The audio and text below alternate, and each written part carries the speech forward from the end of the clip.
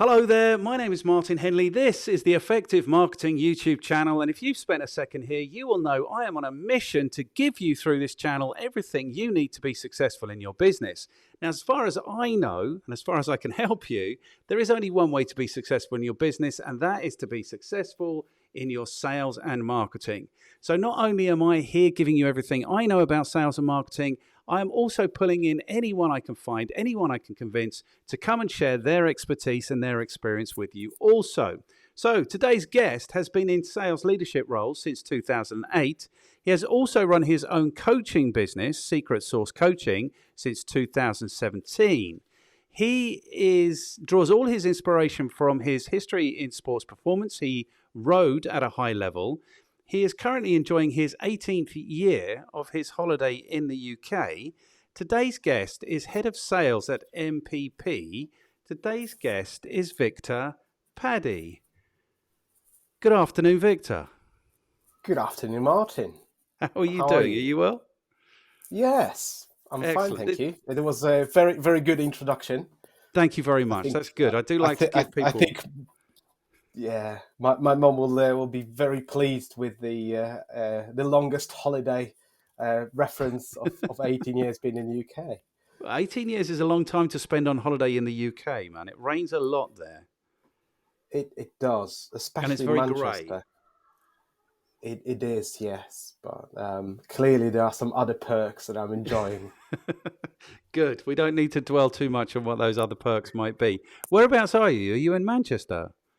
Yeah, south of Manchester, so Okay. 3 minutes from the airport. So Okay. convenient for going on different types of holiday. Okay, good. So you have holidays within your holiday. It sounds like a great idea to me. So I'm interested in this idea. Like, your specialist subject is sales leadership. And I'm interested in what it takes to lead salespeople.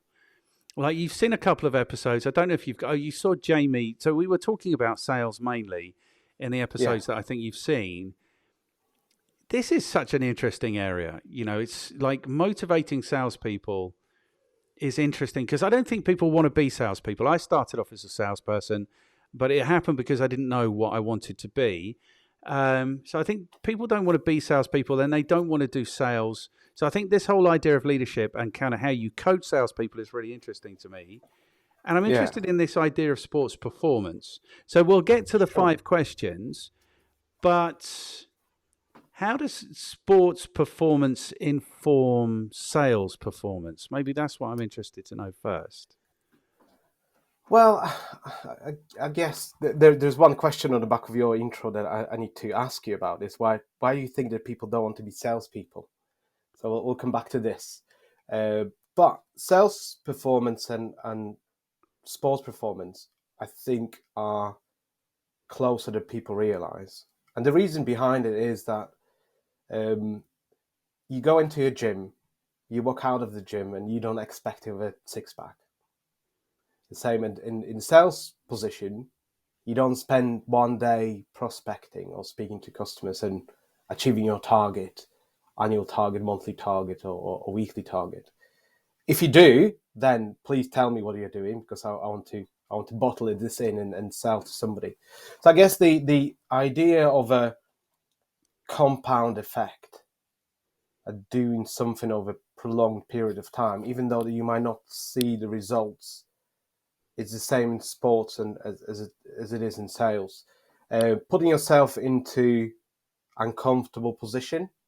So sports, training until, your heart rate goes into red. In sales is speaking to people and getting rejected. And yet having the mindset of, another no is one step closer to a yes. The same in sports. Another grueling session is one step closer to being better at your craft. Okay, I see it. And I think there's something about sales and marketing and sports where you have to put yourself in the game.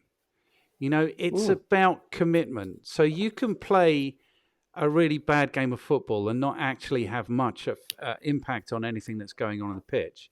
Yeah. unless you are 100% committed. So I don't know, you're near Manchester. My football hero is Roy Keane. So Yeah. the reason he is my football hero is because he was so committed.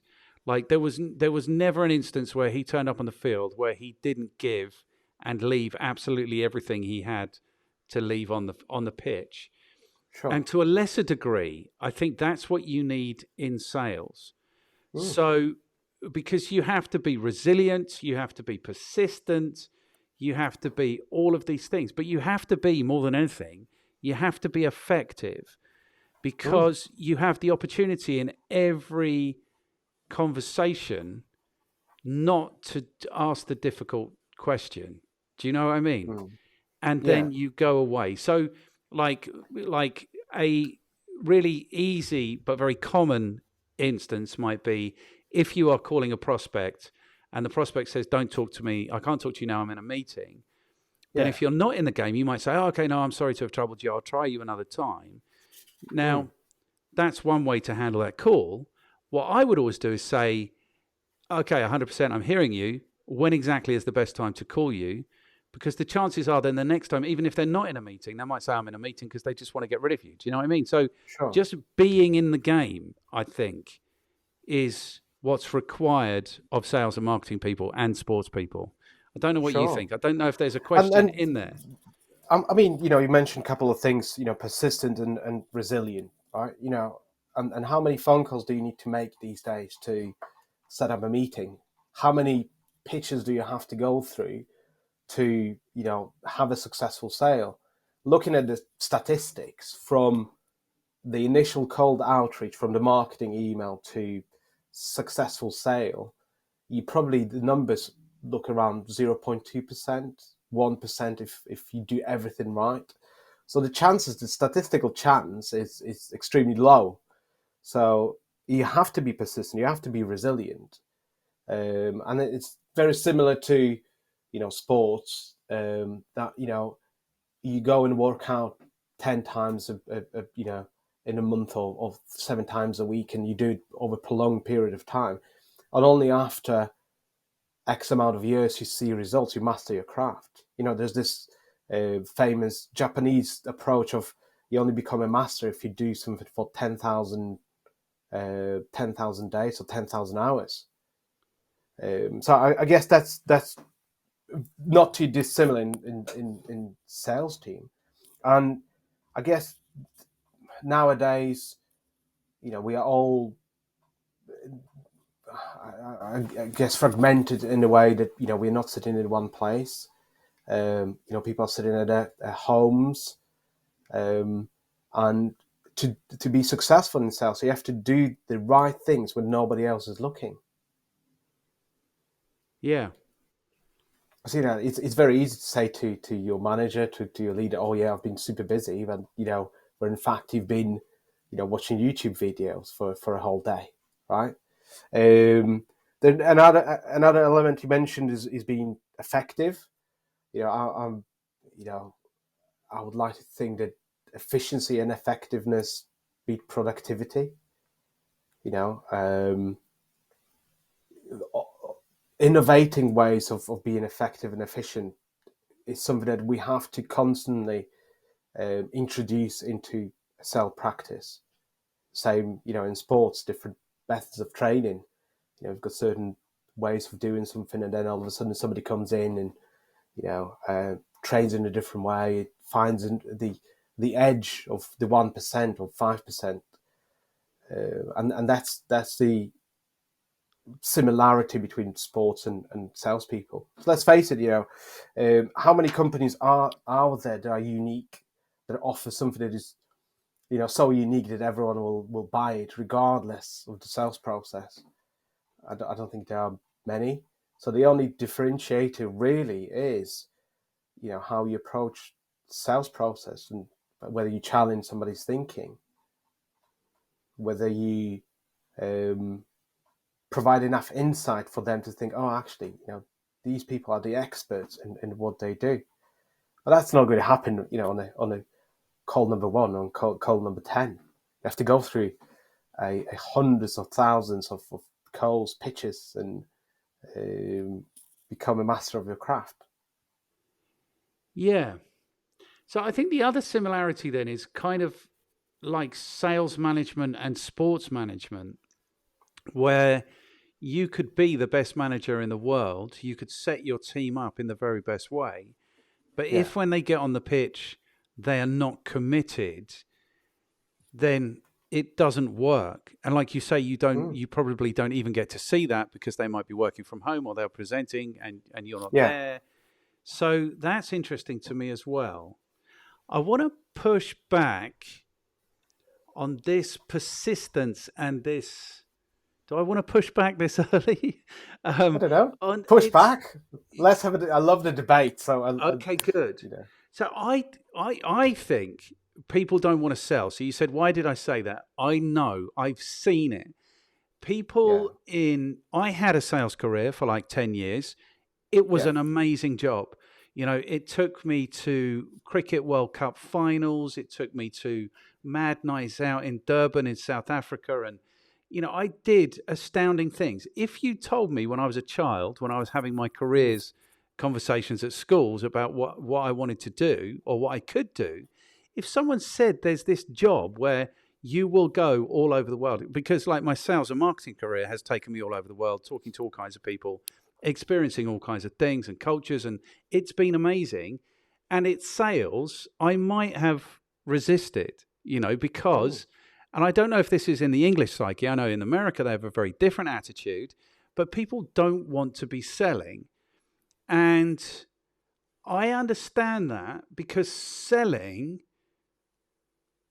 it misses. And this is what I mean about the effectiveness. It's like you can have a sales conversation, but if you don't ask for a commitment from your prospect to take the next step, then the whole thing is wasted. Then you're driving back to the office and you've got no idea what's going to happen next in that relationship. So I think a number of things. I think if your conversion rate is 0.2%, then I would say, in my terms, you're not really in a sales role. Because for those 99.8% of people who said no, if maybe they weren't good leads, let's put it that way. So, and if they're not good leads, if they haven't had a commitment, if they haven't shown a demonstrable interest in paying for the service that you're providing, then I would say you're in a marketing role. You're still doing the awareness about what the product is, what the benefits are, all those kinds of things. So is there a question in here? There is a question in here. The question is, I don't know. Let's explore this more. So the answer to the question... couple of things to unpack here. Right? Yes, firstly, good, there is a stigma about being in sales in the UK. Yes. Whenever people ask salespeople, what do you do? People are like, oh, work in sales. Very apologetic. Yes. You go to the US and people are VP of sales and they're so excited about it. Yeah. I guess I challenge anyone to find a career that offers as many opportunities and as a sales does.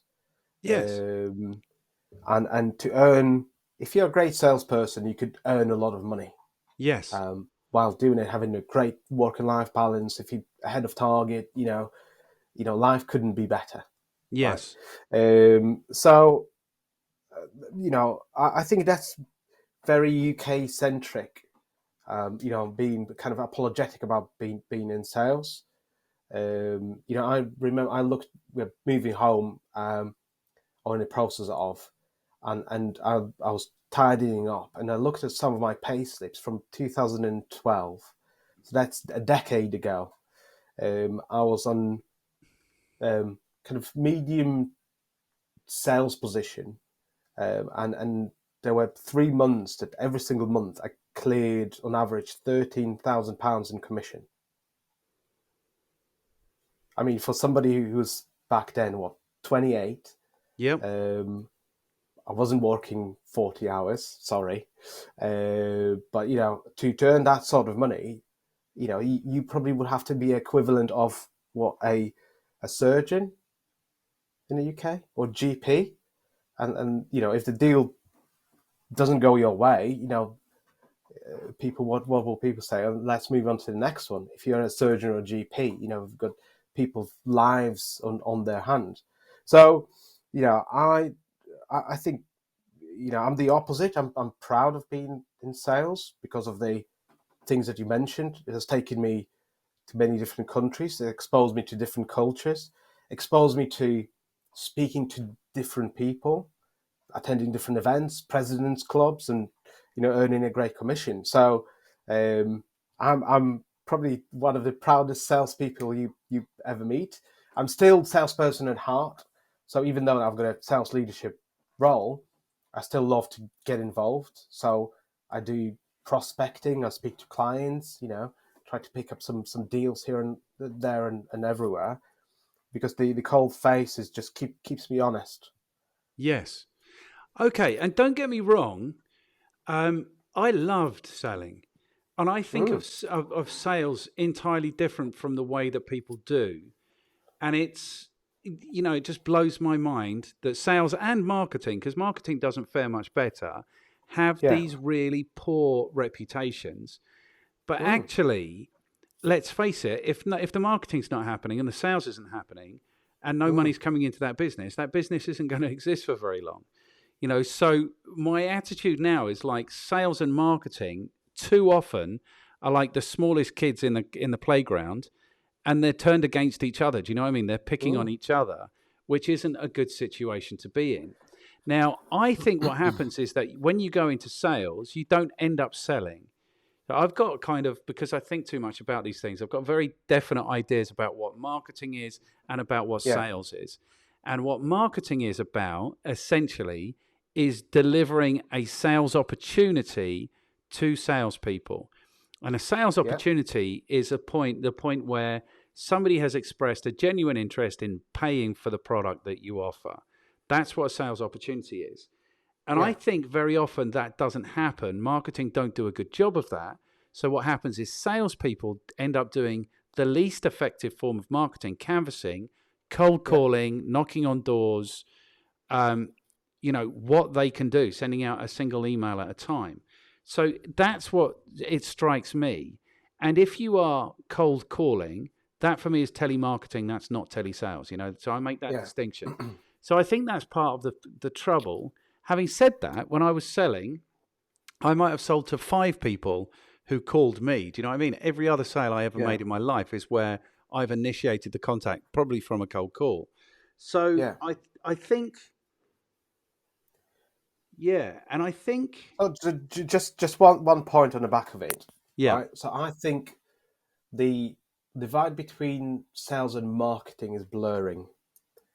So I've heard Ben, one of your previous guests, yes, using a phrase that I think I've introduced to him. okay, I need to trademark it. okay, It's called smarketing.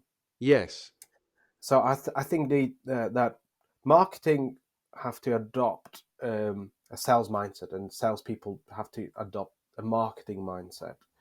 And the reason behind it is not because of marketing or sales cycles or sales processes, is about how people make purchasing decisions. So in the past, to put into perspective, when I was one of my first jobs, every single week, I used to dedicate a day to set up my own appointments. And record day, I managed to get 18 appointments in a day. So, open the Yale book and pick up the hotels and did the hotel campaign. Pick up the phone and say, can I speak to the owner? Yes, hello, hi. Um, let's talk about your card acquiring. Are you happy with your current provider? Yes, no. Let's meet up and go through a free review. 18 appointments in a day.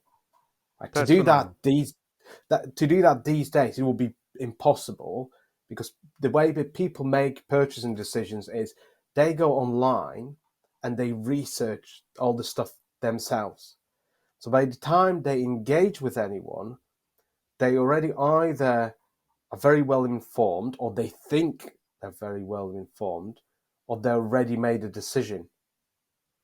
So what sales and marketing need to become is the thought leaders and influencers, So when people are looking for the stuff that you are selling or the value that you're adding, that you are there, at the top of the search, or, you're producing a lot of content, so then people engage with it. People refer to you or refer you to other people because they think that you're a thought leader within the space that you're in. And I agree with you that in terms of, if there's a lot of noise that comes from marketing to sales, and sales and marketing that kind of at a constant power struggle, because we look at this in a I think in a flawed way. We've got all this MQEs, MQLs, different metrics. Well, ultimately, what we should be looking at is how much business we generate through either marketing channel or sales channel. So that's the only metric we should be looking at. Have the campaign that you've done and sent 10,000 case studies, has this generated an opportunity that then closed, or 5,000 people clicked on it but nobody was interested? Because if that's the case, then it's a waste of time, right? Or Yeah. maybe they're not interested right now, but if you then nurture them, they'll become interested in the future. Yeah. See, what I say to people, so I started in sales. I'm also a very proud salesperson. I like the fact, but I think about sales differently. So I called my business the Effective Marketing Company because I'd always worked on the sales team and Yeah. watched the marketing people lord it up with all of the budget and none of the target, whilst we had Mm-hmm. all of the target and none of the budget. This was kind of the thinking. Yeah. So if I start a marketing company, at least I'll be where the budget is. It's kind of important Mm-hmm. if you're a business to do that. Um, and so you're right; they are pitted against each other, and they do blame each other. But for me, it's a chronology. So very often people would say to me, either we're going to engage you, the Effective Marketing Company, that was my business, or we're going to Mm. employ salespeople. So people don't seem to understand that leads are the work of salespeople. So if you Mm. have too many leads, you need more salespeople. In every other Mm-hmm. instance, you need more marketing, is what I would say. And marketing is vast. Marketing is from market identification to product development to pricing to positioning to Mm-hmm. brand to targeting to all of those things. So Sure. for me, if the marketing and the sales are working together, which they absolutely should, it should be like rugby. It should be passing the ball for the salesperson to run on and do the difficult thing. It should be Yeah. backs to forwards in rugby, for example. Um, but very often that's not the case. And it should be like a perfect loop because your salespeople end up talking to your prospects, at which Mm. point they should feed back to marketing and say, okay, this is the situation. If we could evolve the product in this way, then we're going to get much more. Do you know what I mean? Whereas what Yeah. happens is very often salespeople blame the marketing people because the leads are poor, and the marketing Mm-hmm. people blame the salespeople because they say, well, they are just lazy or stupid or they're not interested to Yeah. do their job properly. Yeah. Um, so this is a situation. So maybe this is where we get to the questions. This Yeah. is the situation that salespeople are in, and they need to be led. So the 5 questions, you'll know the 5 questions. How are you qualified to talk to us about sales leadership? Who do you work with? How do you add value to their lives? So that might be people you lead. It might be your clients. What is your recommendation for people who want to get better at sales leadership? What should people read? Who can you throw under the bus to have some of these conversations with me? So the first question then is, how are you qualified to talk to us about sales leadership? Well, there is an Institute for Professional Sales that I'm a member of, but I don't think, um, without doing them any disservice, that in my point of view qualifies as being qualified. Because some people say, I've got a tenure of X amount of years.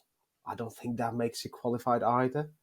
Um, so I guess the reason why I think I could talk about it and to feel fully qualified. I guess I know that I know nothing in many ways. Quoting Socrates here, but I look at the people that I worked with and they moved on. either from my teams or from the companies. I still keep in touch with them, and might sound a little bit cheesy, but one of the guys that used to work with me and help him develop called me at the end of January. He went to a different company, and he called me at the end of January and said, Victor, I already smashed my annual target. And the reason why I've done it because I've done everything that you told me to, or you taught me, and all the stuff that we talked about really, really works. So that was a very proud moment for me personally. Yeah. And I thought, you know what, actually, there's element of there's clearly what I'm talking about works. Do I convince everyone that I work with that that's the right way to do? Absolutely not. Many people push back. In sales, many people got big egos, and many people think that they know absolutely everything. So my success rate is not 100%. So I still struggle coaching some people. I still struggle working with some people because they don't really want to learn or unlearn. But the ones that kind of buy into my methodology and buy into my approach, they seem to be doing all right. So maybe this is why I feel I'm qualified to talk to you. Okay, good. You don't have to be very qualified to talk to me, is the truth. But I'm Well, interested to know how people think about that, because some people get caught up on, oh, I've got a certificate, or some people get caught up on, I've got some experience. I don't know if you saw the chat that, okay, yes, I do want to talk to you about this. Tony Morris. So you said nothing happens on the first day. Tony Morris, I published like a week or two ago, and he's a sales trainer. His superpower is, check this, he gets up on stage and he cold calls the audience's prospects. Okay. On stage. Great. And he gets results. And his headline was, it's got nothing to do with experience, it's about success.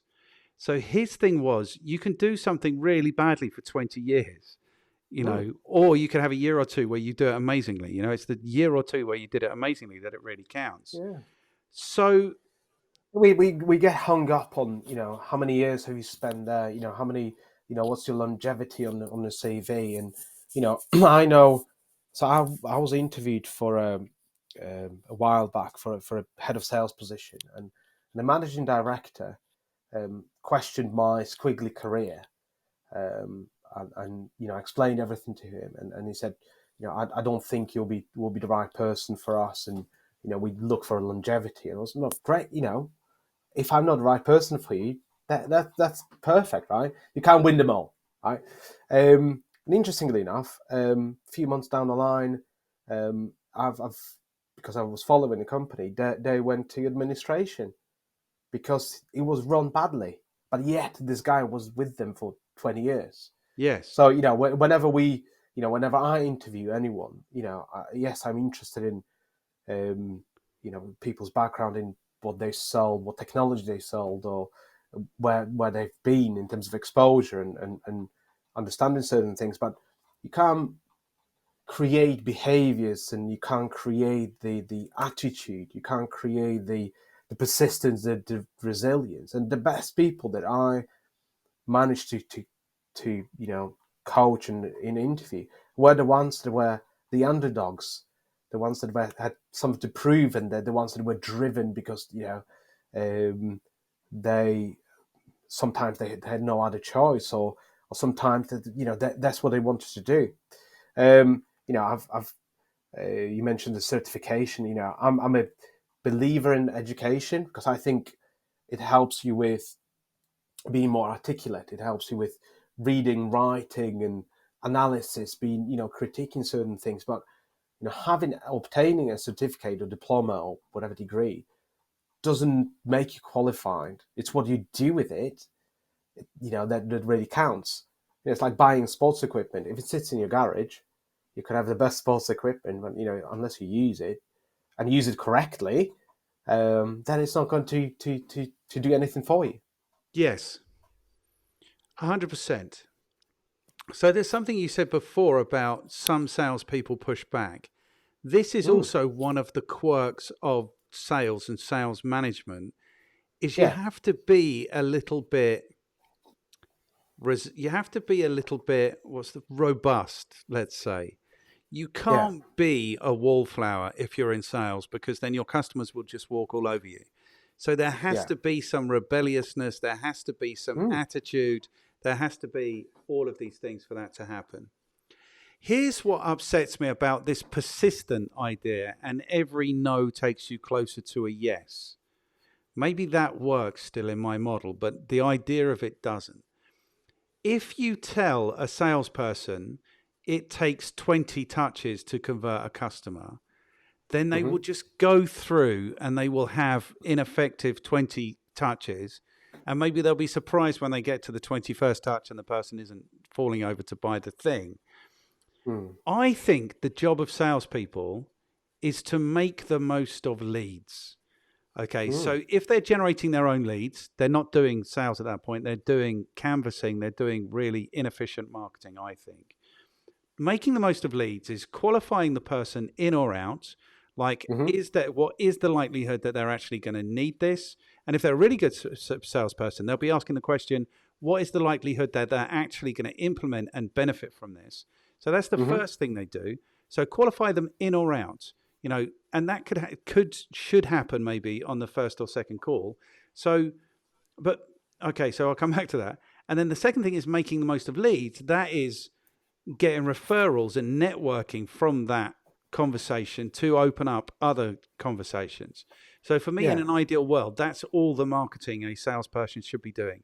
They should be getting a yeah. lead, they should be speaking to somebody and qualifying them in and out, and then generating more opportunities from that one conversation. The point of So that let me is, just interject yes, in this point, yes, because let's say on average it takes 20 touches to make a sale, right? It I guess it depends how you frame it, or how you try to, or the way I try to position it with anyone that works for me, with me, is that on average it might take, let's say, 20 touches, but your role is to get to a no or to yes before the 20. yes. If Okay, you good. are, if you're doing a 20, then you're not providing people with enough insight. You're not adding value to them. They're not right for you. This might not be right timing. Um, it might be not ideal customer for you, or they might not be ready to buy. So if you adopt this mindset that the 20 is the average, you should be trying to do it in 2 or 3. Yes. And Okay. if you are going through the motions of I'm doing 20, then you're an average person, right? Who wants to Yes. be average? Well, nobody wants to be average, but apart from most salespeople are bang average Yeah. because because what you do, exactly like you say, is you just go through the motions.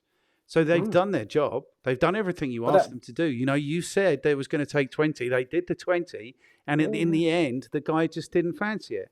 Well, maybe the But guy didn't fancy it on call where do we one. think it's stemming from, Martin? I don't. Let's come back to that in a second, because Yeah. there was something else that I've already forgotten that I wanted to say, which was so the game becomes in those environments, as long as they haven't said no, there is still a chance that they might say yes. So the Mm. game becomes don't give them the opportunity to say no. So Mm. really, I think what effective salespeople do, like Roy Keane always did, is they put Mm. themselves right in the game and they give them every opportunity to say no. Because Yeah. if the no's going to come on the 20th call, it's much better that you get it on the first call, because then you've got 19 other calls to invest in. Do you see what I'm saying? Absolutely.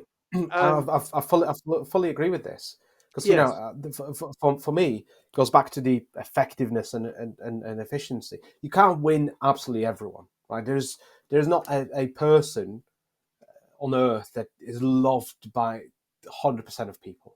yeah, There's no product or service that will be loved by absolutely everyone. And if, yes, we could influence people, yes, we could provide people with inside value, but if, let's say, somebody has got a 5-year contract that they've just signed, and you could be messaging him or her until your face is blue, 20 touches, 100 touches, they're Yep. not ready to buy, right? So I But agree what with I'm you. saying is, if your business works on a subscription model, on a contractual model, the first Yeah, question on the first call should be, when are you contracted until? absolutely, And then they say, oh, absolutely. I'm contracted to 2016. It's like, okay, when does this go into consideration? Not Yeah, 2016, it's already 2022. I'm contracted yeah, till 2026. When do you start considering this? 2025. Okay, fantastic. I'm going to call you January yeah, 2025. Let's go for a nice lunch and talk about what I can do for you. Do you know, that's the absolutely. conversation that should happen. But what I'm saying is, and I don't know if if you've experienced this, it's not what happens in the real world. It's like, as long as they don't answer that question, then they won't say no. They've got someone to call. They are Mm, justifying their job, So mm. that's what I think goes on in sales departments. I've seen it a lot. Every sales Yeah, no, department and I've ever been in has people who are going through the motions. yeah, and so I've kind of asked you the question: where do you think it stems from? Um, my answer to this is that the looking at those things and looking at the pipeline, um, people at the top, they like to see, we've got £10 million worth Yes. of pipeline, right? Yes. And it's very difficult, or not difficult, but I think that our role, and me being a sales leadership role, when I came, many of the roles, the first thing I go with every single salesperson through their pipeline and say, if you were to put your mortgage on this deal, will it close, yes or no? And if they say no, we remove it from a pipeline. So then, instead of having 10 million, you've got a 1 million, but then the conversion rate is 80%. But then it exposes or provides you with a true understanding of the strength of a pipeline. Yes. Because then you could turn, okay, we need to do more marketing, we need to do more webinars, we need to ask for more referrals, we need to change our pricing, we need to go into a different region, we need to expand into a different sector. Yes. um, the same with the 20 touches. Somebody sits there in marketing team say, okay, it takes 20 touches, let's email 1, email 2, email 3, and all of a sudden we put in a CRM. The same with sales process. It's discovery, qualification, and we predefined it for people, so then they follow it because we expect them to. Yes. And I think what I try to encourage for everyone is to say, okay, am I doing things right, following 20 steps, or am I doing the right thing? And the difference between the former and the latter is that if you're doing the right thing, is speaking to somebody on the call 1 and saying they will never buy from us, or they will buy from us in 5 years' time, and then we'll say goodbye, and we'll revisit in 3 years' time, or whenever they are ready to make a purchasing decision. But then the sales leaders and leaders overall in the company, they feel very uneasy to when you say to them, actually, our pipeline is not 10 million, it's 1 million, but our confidence around it is 80%, rather than having 10 million and closing 5%, right? Yeah, yeah. Victor, what are you And doing? You've only been here 20 minutes. You've just written off 90% of our pipeline. But this well, is the yeah, thing, is where sales managers have to be in the game, because they have yeah, to be standing on their salespeople like you are and saying, would you put your mortgage on this happening? Because if you wouldn't, yeah, it's not strong enough for me. yeah, And then the beauty of that is that people get better. Now, you say that you have to be resilient, you have to handle rejection. I also don't buy into that. Like, your job as a salespeople is to qualify people in or out. If mm, these are the right conditions for them to buy something, they'll buy it. If they're not the right conditions, then they won't. It's not got anything to do with the salesperson, because the salesperson is just operating in the universe as they find it. Now, yeah, apart from the salesperson's job, like the sales manager's job, is to rattle people's cages and make sure that when they are qualifying this, they are dealing with an engaged person.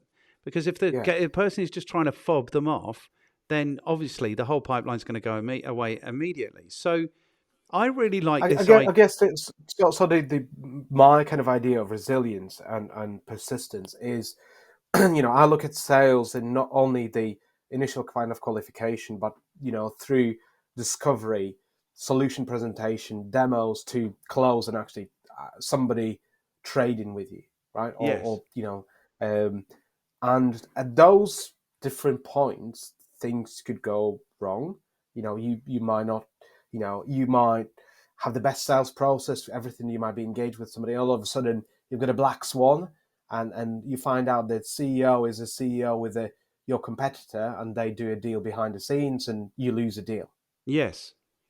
right? So you have to be resilient, because even if you were to execute the sales process in the best way, map it out with the buying process, have all the buyers, find out what people are trying to fix, accomplish, avoid, go through everything. So to put it in perspective, one of the biggest deals I've ever won in my life, it took me 3 years to close them. Spend probably around 30 odd meetings, proposals back and forth, providing a lot of insight, meeting with them, provided, all the things that you could imagine, introducing our CEO to their CEO. We won a deal. They started trading. To put into perspective, in a week, they have achieved my annual target. So that's the size of a deal. Yeah. The week after that, their VC that they had decided to pull out of the market, and they couldn't find a seller. They went to administration, the company in question. Our finance team decided to strip out all the numbers from my target, because they said they went to administration. They're not trading with us anymore, as they closed 68 in your commission plan. If the company's not trading with, removing it out from your compensation. So in 2 weeks, they've done 200% of my target. I went from 200% to zero overnight. Yeah. And a week after that, I had a conversation. My manager called me and said, obviously on 0%, what are you going to do about bridging the gap? If I wasn't resilient, and if I, didn't have this, I need to do something about it, then I should probably, pack my bags and Yes. went somewhere else, right? So I guess this is why what I'm trying to say is that, even the best qualified leads, there's a wider process that we have, that you have to, keep on pushing and keep on, asking for no's. Because if if the deal might be 80% there, if you're not qualifying it every single stage, and you're not getting the real picture of it, then you'll have a bad outcome at the end of it. So that's where the resilience comes in, I guess, for Yes. me. So okay. So so if you are going through protracted sales processes and you're selling to corporations or startups, and there's VC and there's Yeah. dozens of factors going on in this deal, then it could happen. The thing I think, so in which case you have to be resilient, and you have to be adaptable, and you have to be Mm. motivated to continue to look for these solutions. I Yeah. think the thing I take issue with is rejection. I don't Mm. think effective salespeople are good at handling rejection. I think they understand that this is the gig is trying to make these things work. And when they Mm. don't work, it's not because you failed. It might be Mm. occasionally because you failed, but it could be, like you say, funding goes away, or a new CEO Mm. comes in and he has a relationship, or it could be dozens of things. So you have to be able to handle disappointment. But this Mm. idea that when you fail to sell to somebody, or you get to a no, that's Mm. personal to you and you should be able to handle rejection, I think, Mm. is not useful, and not my Mm. experience. Every single sales process I've ever been involved in, every single sale I've ever been involved in, and probably 10% of them happened and 90% of them didn't. But Mm. I never felt rejected. It was never about anything. It was never about me personally. And it was very Mm. rarely about something that I did. Just sometimes I'm working in complex situations, and all of the planets have to align for it to happen. So Yeah. I think the reason I'm driving at this is because it seems to me that these tropes about sales are not true in the best instance. Like, successful people aren't successful because they're dealing with this. Successful people are successful because they're not encountering the things that we're saying. Like, they don't Mm. feel that they have to be persistent. They don't waste time trying to sell things to people who don't want to buy them. They don't feel like they're rejected because they're constantly qualifying the situation. Can this happen? Mm. Can this happen? Can this happen? So when it doesn't, they know exactly why it hasn't happened. And it's very rarely to do with them personally, I would say. So it just seems to me, this is a brand new realization that I'm having in this conversation, but it seems to Go on. me that there's a whole mythology built up around sales failure. Mm. You know, the picture is drawn for anyone who doesn't want to put themselves entirely in the game to just be in that scenario where Mm. you have to be resilient, you get rejected. You know, if you think, I don't know if you're a movie watcher, but you've seen Glengarry Glen Ross, I'm sure, you know, where those salespeople who are failing are just miserable failures, you know. Whereas Mm. the salespeople who are succeeding don't even get to experience any of what they're experiencing. I don't know. This Mm. is what I'm thinking now. I guess there are two things. This is firstly is, you know, how often in any kind of post-mortem, or companies actually do post-mortems, or after the sales not won, or when the sales goes through, how often companies go through sales win analysis and say, oh, we've done this right, you know. And in most of the cases is blaming salespeople, saying, oh, they're lazy, Yes. you know, they're not doing this. And there's this, you know, goes back to, you know, you look at, I don't know, software teams, they don't deliver to, you know, because sales is very binary, right? You either sell or you don't sell. Yes. And you could do 90% of it, but you're not judged on the 90%. You're judged on 100% or nothing, Yes. right?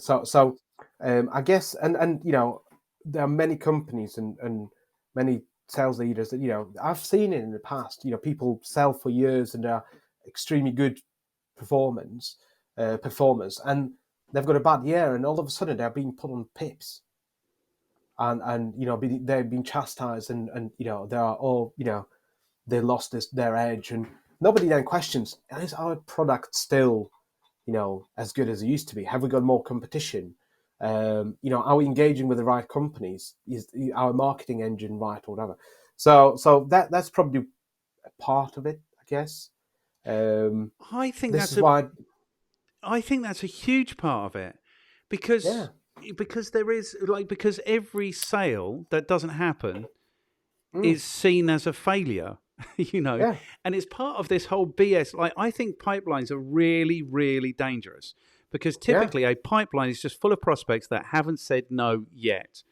And hmm, nobody's got any idea of if they're going to say no or not because they haven't even been challenged to say no, to say, like, so surely, like, part of my qualification is, you know, like, part of my qualification in a sales conversation is it's qualification. It's like mm, you make friends with them, you qualify them, you grill them. You know, how much do you hmm, buy? When do you buy? Why do you buy? How do you buy? What's the best thing? What's the worst thing? What's the blah, blah, blah, blah, blah, blah, blah, blah, blah. And yeah, before you go to closing, which is when do you want to see this happen? If you haven't had that conversation, you've got no idea what's going on. But every mm, sale that doesn't happen is seen as a failure. And you're mm, right, then there needs to be a post mortem. mm, Why? You know, it could. yeah, So if businesses trusted their salesperson, the salesperson should be able to say he didn't have the budget, he didn't have the authority, he didn't have the, you know, the inclination, he didn't really understand the benefits, he wasn't particularly engaged in this particular challenge that we want to address. It didn't happen. The stars didn't align. It didn't happen. We move on. Do you know what I mean? mm, But it's like, so there is too much focus on the negative, I would say, in mm. lots of instances. And it's, you know, I guess there's a lot of finger pointing in sales. You know, it's very Yes. easy to say, you know, oh, you know, they haven't delivered. To put in perspective, one of the jobs I had as a sales leader, I was brought on board to create a sales team. The company, they've not sold for 4 years. Not sold anything for Nothing. 4 years. Nothing whatsoever. Yeah. In the CRM, when I started, they had 3 different prospects. So that's the state of play, Yes. right? Not a great situation. Came on board. The CEO has put an arbitrary target. Said, we're releasing a product. I want 27 of them to be sold, and our flagship product, 1 being sold, right? We've reached the end of the year from ground zero. We sold 1.5 million in-year contract, massive deal. Had another one that it would take us to 2.5, but it was only 2 deals. But in terms of the number target, absolutely obliterated it. And the conversation I had with the CEO in January was, you need to put your team on pips because we haven't sold 27. And I was like, hang on a second, the product was supposed to be released in January, wasn't released until September. We have never tested it. We don't know whether it works. That was our assumption is going to be right. We've reached a number, and the only number we didn't reach was the arbitrary number of 27 at the beginning of the year. You thought will look great on your spreadsheet, but we didn't do it. And he was like, no, they're not doing what I want them to do, and we need to put everyone on the pip. You see, and this goes on a lot. And this really upsets me, where businesses develop a product in isolation. They've got no idea whether the market wants it or not. And then they employ salespeople to foist it on people. The market doesn't take it because it's not the right product. And then it's the salesperson's fault. And like you're saying, sometimes it's not even, it's the way things happen that the business doesn't like. Like, you're supposed to sell it in this way. So the way I sell is customer centric. Like, I find customers who want to buy this thing. Don't waste my time on people who don't, And when people who want to buy it and implement it and get value from it, then they're happy and they will, that's the way I want to be functioning in my life. But very often businesses are like, you have to sell this thing in this way or you're a failure.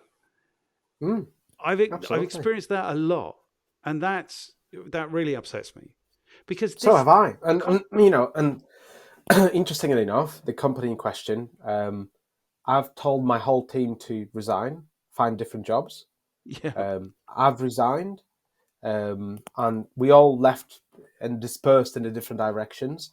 Every single one of them is super successful in what they do. Yeah. I found another great job, and interestingly enough, few months down the line, or a year down the line, they still haven't sold anything. Yes. Because the CEO had some idea of doing X, Y, and Z.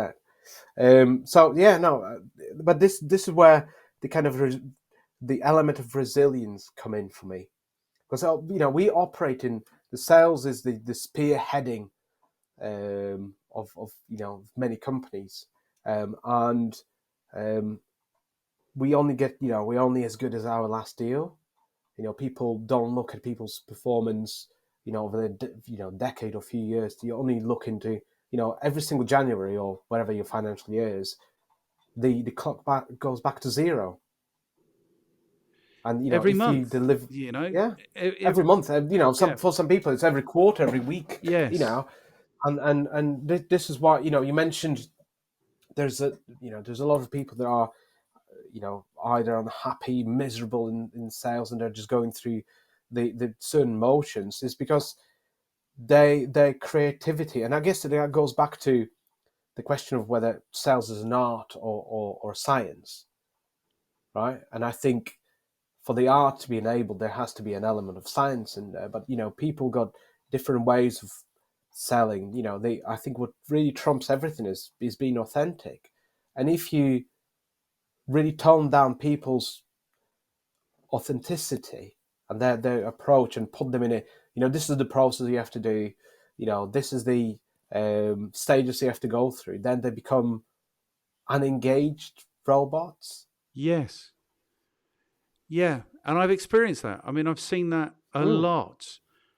And what's the thing I wanted to say? The thing is, like, we've created this situation in the world Mm. where salespeople are essentially trading on their personalities.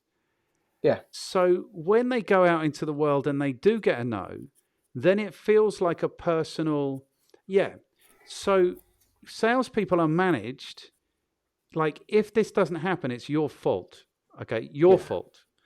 And so they're out there trading on their personality. So when it doesn't happen, it feels like it's their fault. And this is Mm. what I'm saying about this. Like, every no brings you closer to a yes. Maybe that works. But I'd Mm. rather, if I had to speak to 20 prospects in a day, I'd rather 15 of them said no on the very first call, so that I could Mm. focus much more of my energy in the other 5 who said yes. And if this happens over Yeah. a week, at the end of the week, I've now got 25 solid prospects, which I can do something about. I can work that. I can't work 125 people who just haven't said no to me yet. I can't do that Yeah. effectively. But this is what But this is where it comes back to, this narrative where it's very personal to the salespeople. When lots yeah. of businesses are developing solutions and trying to sell solutions into markets that have no need or desire for those solutions, Yeah. and that for me is But this criminal. is why I personally, you mentioned, how am I qualified to be, sales leader? I guess, and that's one of the things I encourage my sales team to do, is to involve wider business at the different levels of customer conversation. So Yeah, if we're talking about product, going through a demo, we've got somebody, head of product, dialing in on the demo and hearing the feedback. This is why I encourage my team and everyone that worked with me to go through the post-mortem and yeah, say, I work in enterprise sales, so, you don't have hundreds of them every week. I can see that it will present a challenge if you've got 100 deals, every single week. I still think it needs to be done, but, having a post-mortem, having the wider business involved, and for them to say, actually, customer didn't like that we don't have those, this is not on the roadmap, or our competitors are doing X, Y better, or, our engagement with the board wasn't right. And then by doing so, I guess I try to protect my sales team. So when they get the rejection, it's not just it's your fault. yes, Because, it takes a village to raise a child. These okay, days, it takes a village to win the business, yes, right? I operated the enterprise level. You look at again, statistics, it is, in terms of number of buyers being involved, is around 8. okay, In terms of sellers being involved, you should have a team of at least 6, right? CFO speaking to CFO, CEO speaking to CEO, CTO speaking to CTO, and a salesperson is then the person that's orchestrating this, bringing the yes, right, or introducing people to the right people, qualifying in and out at every single stage. Going in and said, before they send a proposal, saying, actually, I don't think you want to buy from us. yeah, And if they, I again, one of the ones that successful sales that we went through is where I questioned people's desire to buy from us, and I said, I don't think you want to buy from us. I think your mind, from the way you are asking questions or presenting us with requirements, I think you want to go with a competitor. And some of the cases said, yeah, absolutely. How did you know? And some of the cases said, no, actually, we want to do business with you. And then you ask why, and they tell you why they want to do business with you. So then you and then you're making emphasize those progress again. points, Yeah, and you make progress again. But again, we the way that goes back to kind of this traditional sales approach, and the people are going through those things, is people are afraid to kill the deal before the proposal is sent. After you do the demo, there's nothing wrong with killing a deal and saying, actually, they're not going to buy from us. Let's move it. Focus our time on the people that want to do business with us. yes, If you do provide somebody with a list price and they say it's too expensive and they don't have a budget, kill it off. Or you could have the best looking proposal. They're not going to buy from you if they don't have the money. yes, But how many people, I guess goes back to why the question in, how many businesses overall, not only in a sales environment, create a culture where failing, in inverted commas, is encouraged. And is the norm and is what is Yeah. expected. Because every Mm. no brings you closer to a yes. Well, every no frees up time to invest in the people who have a genuine interest and are genuinely going to benefit from what you're selling, which is what we Mm. should be doing. So, what did I want to say? I had this presentation once called The Most Powerful Close in the World Ever. It Yeah. works 100% of the time. Do you Hmm. want to know what it is? Go on. You have to show some enthusiasm. Yeah. Go on. Come on, Martin. No, just the Yeah. word no. And it's like, no, I'm not going to sell it to you. No, Mm. I don't think I'm getting the reaction I'm not getting the reaction from you that I would expect from somebody who was serious about buying this thing. Or no, you Mm. haven't produced the things that we need to progress this. Or no, it's taken too long. Or just no. Do you know what I mean? I'm not Mm. going to waste any more of your time or my time. Because when you start saying no to people, what happens is one of two things, exactly like you've said. Either they admit, yeah, I wasn't actually that interested. Have a great life. Maybe catch up in a few Mm. years' time. We'll see where we are. Or they buck up and they get things happening, so it progresses on again. Um, Mm. I still think that's the most powerful close in the world ever. Just Mm. you saying no to people, and then you don't feel rejected. Maybe they feel rejected, Yeah. and they should. They weren't good enough to buy your stuff. But, you no doubt heard of the book Never Split the Difference. No. Okay, now. So there's a famous FBI negotiator that talks Okay. about negotiating techniques, and his breaking up email or breaking up message that actually works because I've tested it. It says it's one liner to say, "Have you given up on this project?" Okay. Right? So people automatically like they have to respond to it. But I agree with you. I agree with the no approach, and there's a deal that I actually personally going through because I picked it up because we had some staff changes, and I messaged them and said we haven't heard from you. So it tells me three things. One, you're still evaluating. B, you have chosen our competitor, or C, you probably think we're too expensive. Okay. And I said, which one of those is it? So I know what to do. Yeah. And they actually came back to me and said, actually, thanks for chasing up, and actually we've got a couple of weeks. Our board is away on holidays, blah blah blah, all that stuff. But how often do you see salespeople asking those questions, not being afraid to say, I don't think you're buying from us. I think you use us as a deal fluffer. And But that's again, yes. goes back to this, the creating a structure where failing is, it's a good thing. Well, I wouldn't even call it failing, because if you qualify someone out and you say, look, we're not going to invest any more of our resource in this opportunity because it's not a good opportunity, then that's okay. Yeah, Like, you'll have good opportunities, you'll have bad opportunities. But I think the yeah, word that word afraid mm, sums up 90% of the salespeople I've ever met. They are mm, afraid, and they mm, can't be rattling cages. They can't be upsetting people because they are afraid.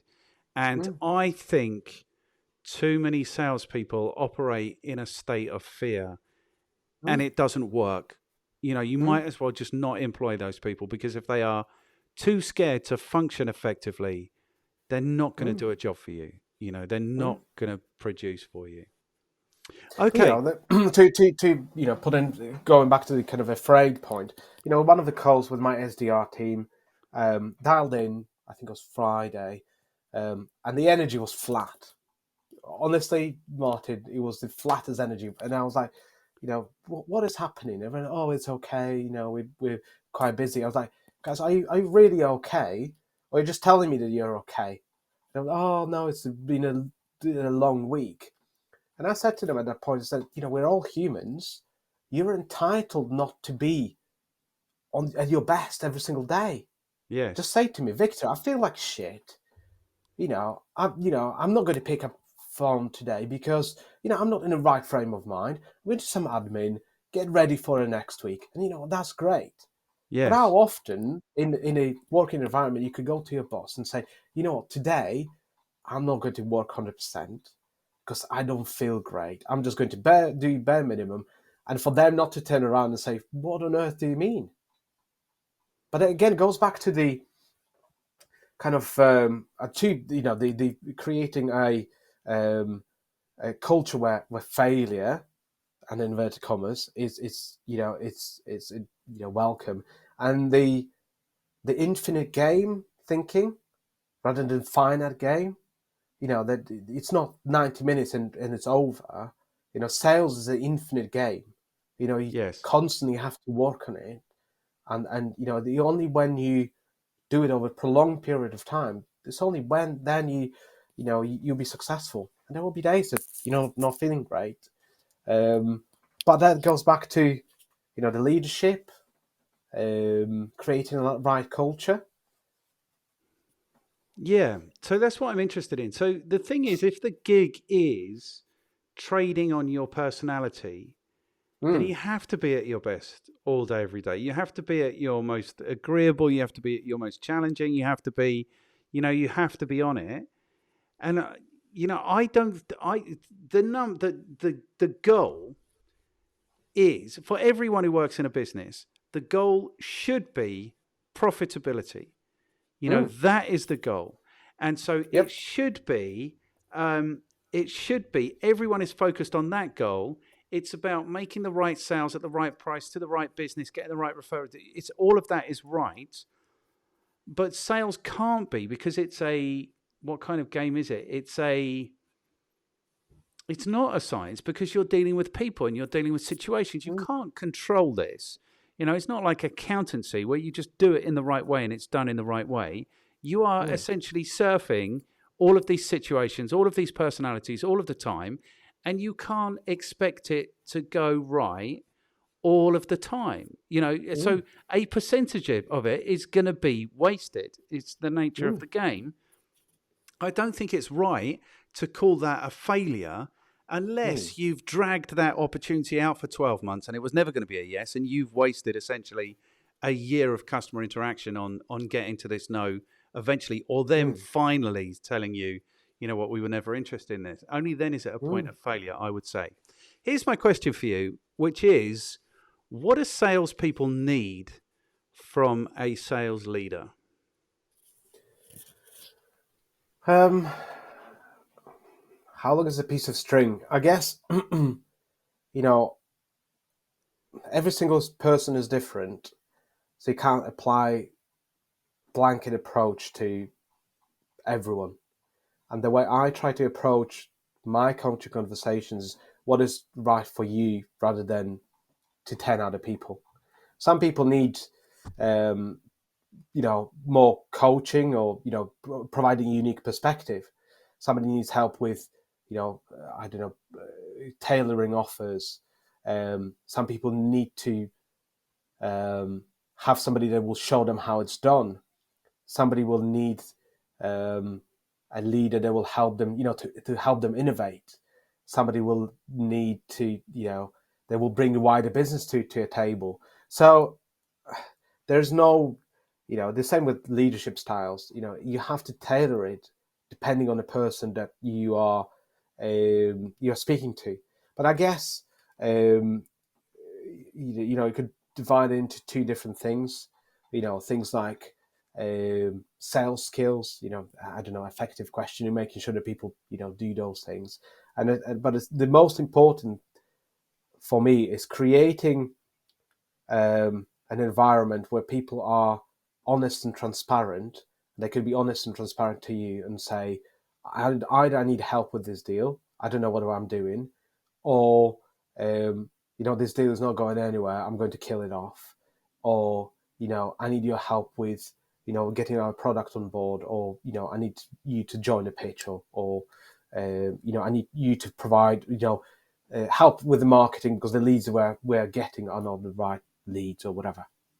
So very woolly answer, Martin, but I don't think there is a blanket approach you could apply to absolutely everyone. This is why I think the sales training that is done in a group, the retention of information is very poor beyond third week. People don't implement certain stuff. Is what analyzing, going through a gap analysis with every single salesperson is thinking, what will make the biggest impact for you right now, focusing on it, bridging the gap, and then finding another part, and then another part, and then another part. Yeah, I'm thinking about my best sales manager was my first sales manager, and Okay. he was just amazing. And it's like everything is really easy. It's really easy. Just do Yeah. this. It's really easy. So we had sales. It was in like a media sale. So we went through Yeah. what they used to do in the 90s is they'd have like these big groups and you had to out compete each other and out debate each other. And then you go through, Yeah. and we did that whole thing. And then we end up in this job. The amazing thing about it was like everything was really easy and he never offered anything. So literally, I had to hit my head against the wall until it was bloody and actually go to him and say, I need help with this. And then he would give me exactly the help that I needed. Yeah. So, for example, we were cold calling, selling advertising. We're sitting on the phones all day, every day. There's no prospect. We're never leaving the office. This is what we're doing. And so I did this for a week or two and didn't sell anything. And I said to him, like, I'm obviously not supposed to be in sales, so I'm going to leave now, because I can't do this. I haven't sold anything in 2 weeks. Yeah. And no one else had sold anything either. But I'm like, I've tried, I can't do it. And he said, why don't you try selling the media packs? They're free. And I'm like, okay. So I just got on the phone and I'm just like, nothing other. Why don't you take a media pack? Blah, blah, blah, blah. So then at the end of every day, I'm now sending out 30 media packs. And the next day, I've got 30 warm calls to chat to, 2 days later, whatever. This is before emails. And everything was really easy. It didn't matter what came up. Like I had to go to him and say, I can't do this. I need you to tell me, which I think is brilliant leadership. And then he'd be, oh, it's really easy. Just do it like this. And then you'd be just, oh, well, of course. And then you just do it like that. And it gives you the confidence to make it work. So the sales leadership that I needed, or I certainly needed at that time, was just the sense that it was achievable, very achievable. Whereas very often sales management is about, this is really difficult. We're going to have to really fight. We're going to have to really blood. Do you know what I mean? And so it's that aggressive kind of, I don't know, challenging thing, I think, that makes it difficult sometimes. Like businesses know that they haven't really got a good market fit. They know that people don't really want to buy this stuff. And they know that you're going to have to really pull some strings to make it happen. But then when it doesn't happen, it's all your fault. I think it's interesting like that. But then, you will have somebody next to you that will need, more hand holding. Somebody will, put a loving arm around them and say, let me show you how it's done. So, goes back to kind of individual approach and helping people to become the best version of themselves. But Yes. people got different skills, people got different desires, people got different, need different help. You could go through an effective questioning session with somebody, and for some people might be a waste of time because they are very good in, how they've got their own style of asking difficult questions. Yes. That doesn't, and some people might need it more. Some people will give up very easily, and then you need to be the one that helps them, to motivate them on a daily basis, or helps them with putting some plans or daily operating rhythm in place. You were obviously different individual, and you tried everything yourself, and the only thing you needed was somebody at the end to give you a little bit of guidance, or have you tried this, or this is very easy. I guess the same with leadership style. Some people like to be micromanaged, some people hate being micromanaged. There's your leadership style should be dependent on the person, environment, and situation that you're in. If you are in the army, Asking people, oh, what do you think you should be doing, would not work. You No. have to give orders. The same approach would not work in business, or might work in business, but might not work in other environments. So it's, I guess, the same with sales. You can have the best sales process, but you have to understand that on the other side of the fence, the buyers are humans. Yeah. They've got the buying process in mind, and we are trying to control stuff that is, or trying to influence stuff that is, variable. So no sales process is ever going to be the same. No. Um, And I 100% believe that. And I think in the broadest terms, I think you're right. You have to meet the needs of the people you manage. But I think in the broadest terms, salespeople really need. Here's what I think salespeople really need. I think they really need a sense of the thing they're trying to do is actually achievable. They've got a good chance of achieving this. They really need to know that there is a good product fit, that there is a genuine need for this product in the marketplace. They really need the respect, I think, of the people around them so that they have the freedom to function. yeah. And what else do they need? I think that maybe Autonomy. those autonomy, yeah, the freedom to actually just go and do what needs to be done. Yeah. But I think, Goes back to another point of, not being afraid to fail, depending how you define it, right? yeah, well, I'm not going to agree. It's not a failure. Like, if you qualify them Yeah. in or out as effectively, as efficiently as possible, that's your job as a salesperson. We don't have to agree on this one. It's, I guess the way I see it is, I mentioned it before. The sales is very binary. You either win or you lose, right? You fail. So this is an inverted commas fail. I fully agree with your point, and I'm going to debate that otherwise, because that's kind of person I am. But no, I agree with you. I don't think that it's qualifying somebody out is a failure. If you qualify somebody else after 3 years of trying to do business with them, that's a waste of time. yes, But if you do it good. on the call number one, but I guess it goes back to this point of sales being binary. You either win or you lose. But I don't think it. I mean, it is, but it shouldn't be. The binary should Correct. be. The binary should be: did we do the number? Profitability. That should be the binary. And then everything else in between, there's nuance. Of course, there's nuance. No business ever closed 100% of its leads. No business ever did. Businesses rarely close more than 10% of their leads. So let's stop pretending that it's any different from that. And the sooner we identify those 90% that are never going to happen, the more time we have to invest in the 10 that are, the happier they're going to be, the better, more successful we're going to be. And so it rolls on. So, but I think there is too much. That's what I'm taking away from this conversation, is that there is definitely a picture that's been painted, which is a really nice place for salespeople who don't want to be in the game to hide. And I think it's really dangerous. That's what I think. It's really dangerous. And it's like the difference. Are you a football fan? Are you do you know about Manchester United at least? I've married into United family, so I have to say that I'm by proxy. I'm a Yes. United fan. So you will have seen when Alex Ferguson left, everyone's heads left the game. Everyone's heads just left the game. Those people who were serial winners couldn't win anymore. And that situation has perpetuated because, well, I think for a number of reasons. I think because he was a really strong leader, maybe a bully. So I think you can scare people into performing like that. But I don't think all of them were scared. I think they were all scared. And then immediately the bully goes away. They stop functioning. But that is the effect of people's heads in the games or not. And that is the difference between being a successful salesperson and not, is are you prepared to put yourself in the game and put your chin in front of them and say, smack me? Do you know what I mean?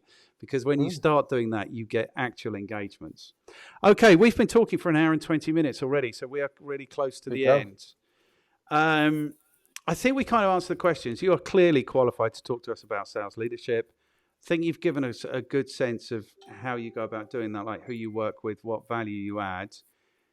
Recommendations for people who want to be better at sales leadership. Do you have recommendations?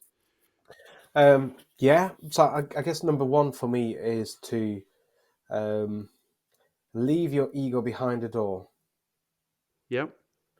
and you're probably not as good as you think you are, right? So whatever you've done in the past, whichever company you've sold to in the past, that might not work anymore. So being open, honest, and transparent, and wanting to constantly improve your practice, constantly work on your practice. Yes. As a sales leader, you have to constantly innovate, um, try to find different ways of doing things. So, the way we do business now is different to the way it was 10 years ago. If you apply the same methodology or the same approach all the time, you're not going to be successful. So constantly innovate, be humble, be coachable, both ways, coach other people as well, um, try to be coached by somebody else. And I think what's very, very important is find a mentor or a colleague that you could, run your ideas past, and they will say to you in a very open and honest way, no, I think it's wrong, or yes, I think you're on the right track. Because if you surround yourself only by people that are saying yes, you inevitably end up in a kind of echo chamber. So yeah, that's probably my recommendations. Need to Cool. distill it down. Find a mentor, leave ego behind, constantly innovate. There you go, 3 points. Cool. I think everything is a pitch. So I think in the same way your team are out pitching the market, you are essentially pitching the team. You're Mm, motivating them to do things in a better way, the right way, those kinds of things. mm. That's what I think. Okay, good. So, question number 4: what should people read? You've mentioned one book already. Do you recommend people read that? So I guess there are two different approaches or two different books people should read, in my personal opinion. One of them is that helps them to master their craft. Yep. So thinks about, let's say if you're in sales, you should be reading things like the Challenger Sale. Um, I don't know if you've heard of this book by Matthew Dixon and Brent Adamson. No. There's another one. There's another one by Jeff Thull, Thull. It's called Exceptional Selling. So, mastering your craft and, reading papers, reading different things, white papers of, that's one of the things, focusing on your craft. And the second one, I guess, it's looking at your personal development and, Yes. looking at your behavior, your, mindset and sharpening your axe on the personal level. And on that element, for sales leaders, I would recommend The Courage to Be Disliked by Ichiro Kishimi. And for leaders, probably The Infinite Game by Simon Sinek. Cool. Brilliant. I've not read any of those. So my So, top book ever that I recommend for anyone to read is The Courage to Be Disliked. It's the okay. book that opened my eyes to certain things, and um, every single person I recommended to, they absolutely loved it, or at least they are too nice to say that they hated it. But yeah, no, it's a one. If there's a one out of those that I mentioned that you're going to read, that's the one I would recommend. Super cool. Brilliant. You've motivated me. I'm going to go and read that. Okay. So, the very last question is, who can you throw under the bus? What I really mean is, who can you introduce me to who might bear to have a conversation like this with me? How do you feel about this conversation? Has it been all right? Good. I mean, it's an hour and a half, and it went very quickly. Yeah. So I guess time flies past when you're having fun, right? I It think really does. Yeah. I think we touched on quite a few different topics. We maybe not fully agreed on everything, but that's fine. Yeah. You know, I really appreciate it, having a different perspective. So yeah, no, good conversation. I obviously like what you're doing with your podcast. So Thank you very um, much. And this is the I'm 50th really episode. We haven't mentioned it till now.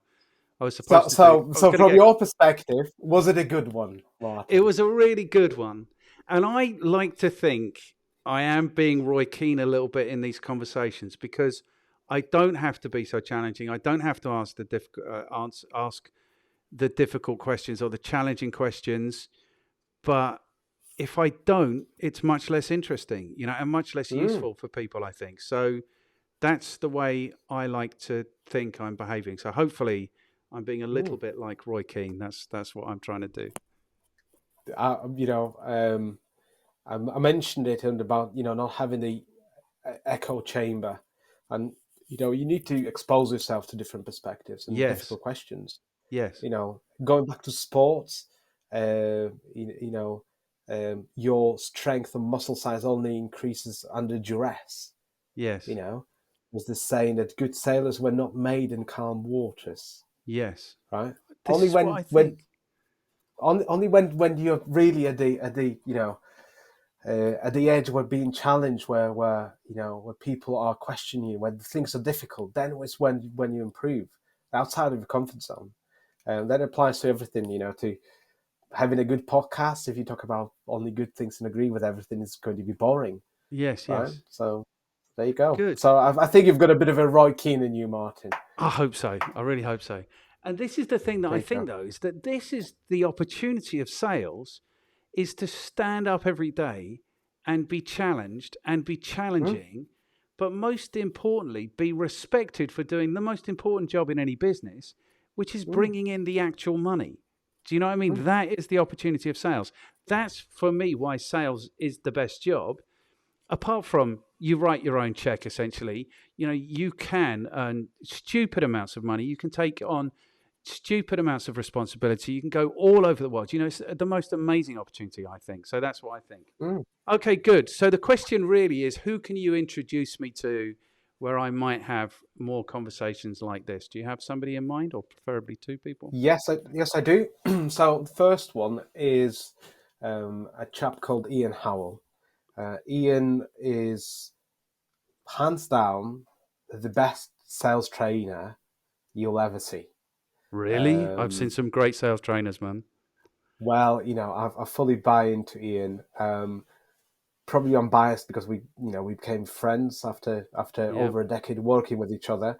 But he's a guy that really um, walks in and challenges people in terms of what they should be doing in terms of sales training, and his background in sports as well, rowing. So a great guy to talk to. Okay, super cool. And Um, that's and Howell, Howell. that's the one, yeah. Okay, cool. So that's one. And the next one, it's a little bit left field, but the guy is called Nathan Jefferson. So he's actually in a recruitment, but he does a lot of stuff about marketing, sales, and he's got very good approach when it comes to recruitment. In a Okay. way, it's all about brand creation. Um, so I would recommend getting him on board because he's the guy that is 10 years ahead when it comes to blue sky thinking.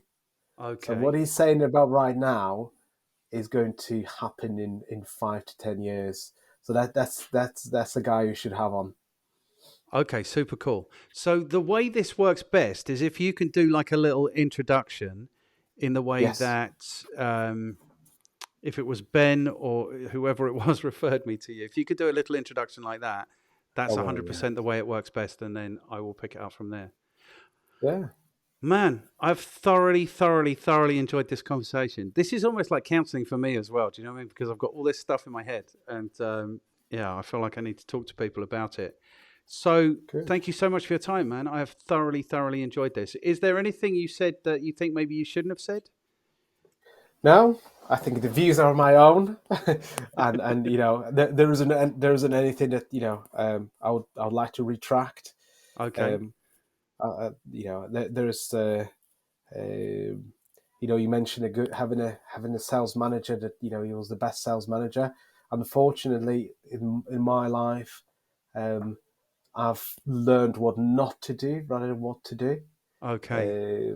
And as a sales leader, sales manager.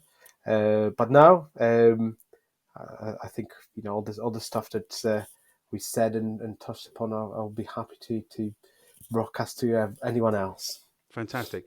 Is there anything you haven't said that you should have said?